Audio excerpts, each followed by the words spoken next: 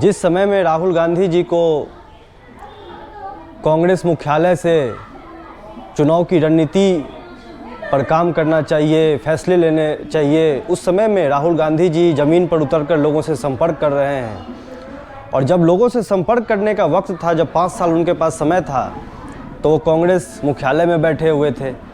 तो ये एक चिंताजनक विषय भी है, लेकिन ये चिंताजनक विषय उन लोगों के लिए है जो खुद को कांग्रेस पार्टी का वरिष्ठ नेता कहते हैं, खुद को कांग्रेस पार्टी का चाणक्य कहते हैं, खुद को कांग्रेस पार्टी का प्रबुद्ध वर्ग कहते हैं। उनका ये विषय है कि वो इस पर ज़रूर सोचें कि जब उन्होंने अपने सेनापति को ज़मीन पर उतार दिया है तो वो वक्त युद्ध का वक्त है और आपने अपने सेनापति को ही ज़मीन पर उतार दिया है और सैनिक मुख्यालय में बैठकर रणनीति पर चर्चा कर रहे हैं। तो ये फैसला कांग्रेस पार्टी को करना है, ये देखना है उनको कि उनकी टाइमिंग कितनी सही है, कितनी गलत है। लेकिन जो मुख्य बात, जो जिस विषय पर मैं आज आप लोगों के बीच में वीडियो बना रहा हूँ, राहुल गांधी जी बिहार में आए। बिहार में आने का उनका एक ही मकसद था कि बिहार की जो 40 लोकसभा सीट है उसमें ज़्यादा से ज़्यादा सीट कांग्रेस पार्टी को, महागठबंधन को, इंडिया अलायंस को कैसे आए, इसी के लिए उनको बिहार की याद आई। अभी कुछ ही दिन पहले आपने देखा होगा तेलंगाना में कांग्रेस पार्टी की सरकार बनी है और उस सरकार के जो मुख्यमंत्री हैं रेवंत रेड्डी, उन्होंने बिहार के लोगों के लिए कहा कि बिहार के लोगों का डीएनए है मजदूरी करना।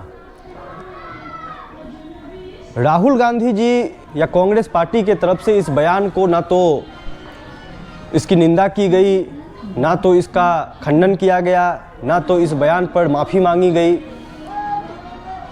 तो जब बिहार के लोगों की डीएनए है मजदूरी करना, तो फिर राहुल गांधी जी को बिहार में आकर इन मजदूरों से वोट मांगने की ज़रूरत क्यों है?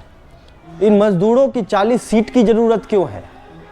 बिहार के लोग सिर्फ वोट डालते रहें और बिहार के बाहर यही नेता, इन्हीं के पार्टी के लोग बिहार के लोगों का मजाक उड़ाते रहें, उन्हें गाली देते रहें, उन्हें मजदूर बताते रहें, और जब चुनाव की बारी आएगी तो ये लोग फिर बिहार आकर इनको 40 सीट कैसे मिले, इसको लेकर राजनीति शुरू कर देते हैं। तो ये बड़ा हास्यास्पद है कि इस तरह के नेता जिस तरीके से चुनाव के समय में अपने आप को लोगों का मसीहा बताने लगते हैं, राज्यों में आकर उस राज्य को संवारने की बात करने लगते हैं, और जैसे ही चुनाव समाप्त हुआ तो उसी राज्य के लोगों को गाली देने लगते हैं।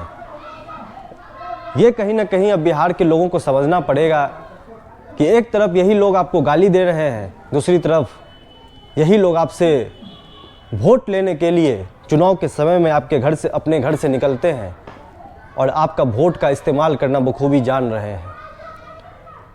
बिहार के लोगों ने नरेंद्र मोदी जी को 40 में से 39 सीट जिताकर भेजा हुआ है, लेकिन नरेंद्र मोदी सिर्फ चुनाव के समय में बिहार आते हैं। नरेंद्र मोदी ने आज तक बिहार के लिए ना तो एक बैठक की है, ना तो आज तक बिहार में एक फैक्ट्री लगे इसके लिए कोई चर्चा या कोई इन्वेस्टर को किसी को उन्होंने कहा है। गुजरात में, सूरत में,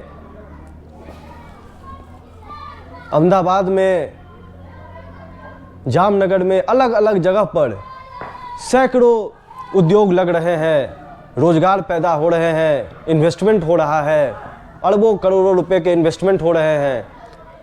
और वही प्रधानमंत्री नरेंद्र मोदी जब बिहार आते हैं तो बिहार के लिए एक उद्योग उन्होंने पिछले 10 सालों में बिहार के लिए नहीं लगाया है।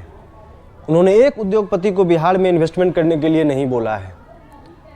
लेकिन बिहार से उनको 40 सीट चाहिए, गुजरात उनको 26 एमपी जिताकर भेज रहा है, बिहार उनको 40-39 एमपी जिताकर भेज रहा है, लेकिन फैक्ट्री लगेगी गुजरात में, इन्वेस्टर जाएंगे गुजरात में, इन्वेस्टमेंट जाएगी गुजरात में, और बिहार के लड़के वहीं पर जाकर मजदूरी करेंगे।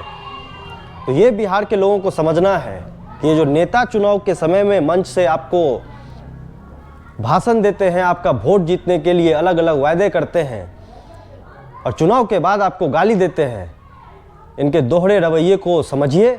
चाहे वो राहुल गांधी हो, चाहे वो नरेंद्र मोदी हो, बिहार के लिए कोई नहीं सोच रहा है।